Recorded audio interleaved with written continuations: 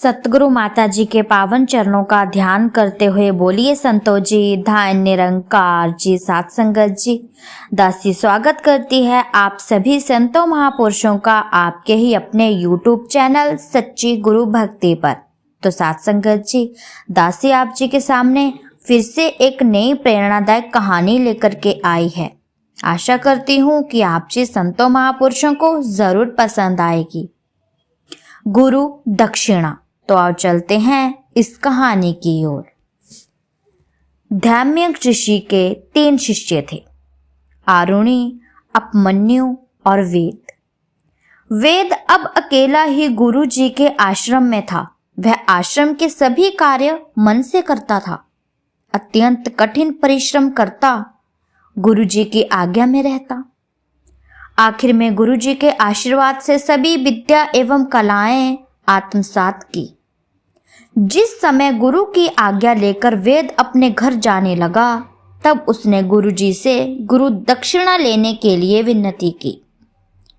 तब गुरु जी बोले, बेटा, वेद जो विद्या एवं कला मैंने तुम्हें सिखाई है, उसका जीवन में पल पल उपयोग करना, यही मेरी गुरु दक्षिणा समझना। तब भी उसने गुरु जी से गुरु दक्षिणा का आग्रह किया।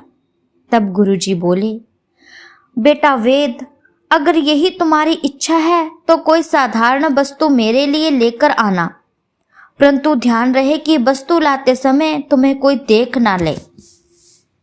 वेद गुरु जी की आज्ञा मिलते ही आनंद से भर गया। रास्ते में जाते समय सोचता रहा कि कौन सी वस्तु गुरु जी को देनी है, यह निश्चित नहीं कर पा रहा था। आखिर में यह निर्णय लिया कि आश्रम के लिए गायें ही दे दी जाए। इससे आश्रम में पढ़ने वाले शिष्यों को दूध मिलेगा, जिससे वे सशक्त होंगे। फिर मन के विचार आया कि गायों को साथ ले जाते समय रास्ते में पेड़ पौधे पशु पक्षी तो इन्हें देख ही रहे होंगे।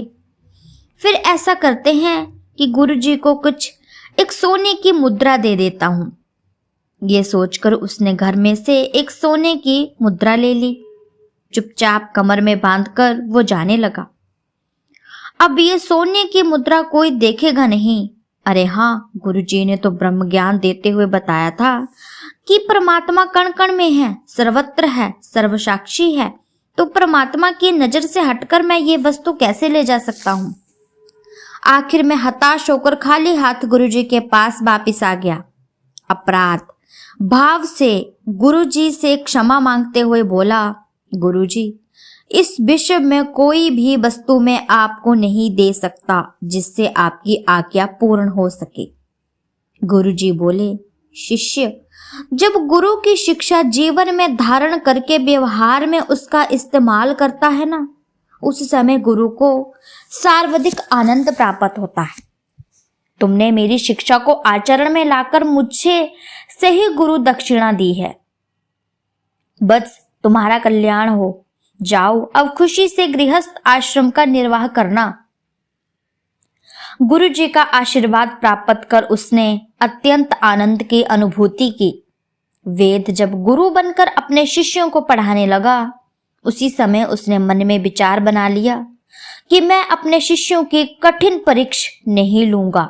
धीरे धीरे वेद ने आश्रम में बहुत से शिष्य अध्ययन करने लगे।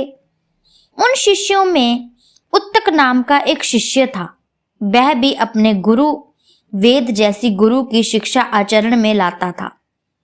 राजा जन्मेजय ने भी उत्तक की खूब प्रशंसा की। उस समय गुरु वेद अत्यंत प्रसन्न होकर उत्तक से बोले, बेटा उत्तक, आज सच में तेरा गुरु होने का अनंत अनुभव हो रहा है। धर्मनिष्ठ राज जन्मेजय से ने तेरी अत्यंत प्रशंसा की है।